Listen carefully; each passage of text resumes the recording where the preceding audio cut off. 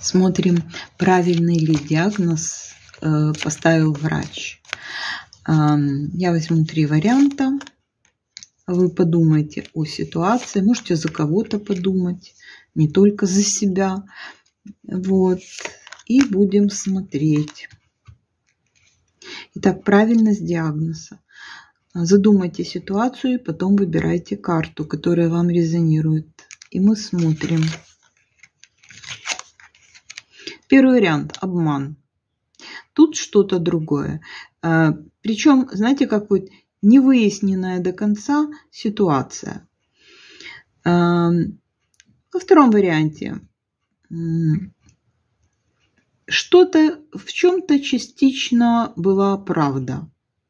Тут 50 на 50. Приблизительно, можно так сказать. И третий вариант говорит да. Диагноз был правильным.